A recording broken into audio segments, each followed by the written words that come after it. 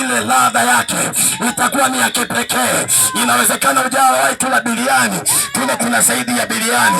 Mambo yatakuwa safi, tutagonga kiasi, tutasema ongera, heri vipiga vita, tumeshinda.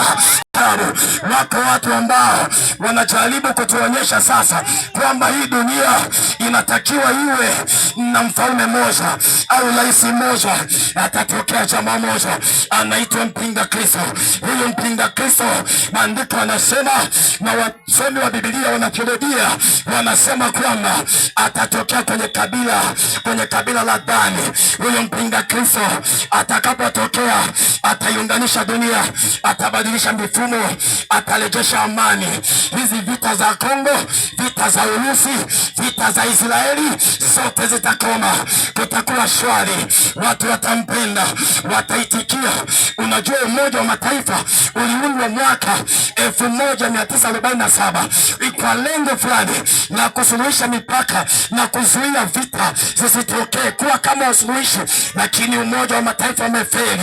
Upo lakini mambo mabaya yanaendelea, shida zinatokea, mataifa yanapigana. Kwa hiyo mpinga Kristo atakapokuja atafanikiwa kuzima vita zote. Kutakuwa shwari, maisha yatakuwa safi, maskini watapungua, kila mtu atampenda Bwana, na maneno yake yatakuwa ni ya kuhimiza amani, upendo na mshikamano. Hayo ndio mahubiri yake. Atabadilisha ibada zote. Hakutakuwa na ibada ya Ijumaa wala Jumamosi. Ibada itakuwa siku moja, nayo ni Jumapili. Jengo itakuwa ni moja.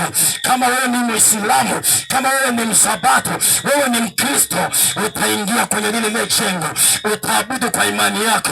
Wanaita Abrahamic family kwa sababu sisi ni watoto wa Ibrahimu. Kwa hiyo hakuna haja ya kugombana. Atatengeneza kitu hicho. Mwanzoni watampenda, wataitikia. Viongozi wetu wa serikali watakuwa kama wakuu wa mikoa tu, wanasaidizi wa mpinga Kristo. Yeye ndiye atakuwa rais dunia nzima. Kwenye mambo ya ibada atatokea mtu mwingine anaitwa nabii wa uongo. Huyu atasimama kwenye upande wa ibada, atakuwa na uwezo mwingi. Ukisoma Ufunuo ile sura ya 13, maandiko amesema kwa habari ya wanyama wawili, yule mmoja wa kwanza ndiye mpinga Kristo, yule wa pili ndiye nabii wa uongo. Atapewa uwezo na yule mnyama, atafanya ishara za ajabu. Hawa manabii unaowaona hawa ni trela tu. Maandiko anasema atakuwa na uwezo wa kufinyanga sanamu na akaipulizia pumzi na ikawa nafsi hai. Atakuwa na uwezo wa kushusha moto kutoka juu, watu wanaona, watasujudia. Maandiko anasema tangu aliye mdogo hata aliye mkubwa, maandiko anasema watasujudia.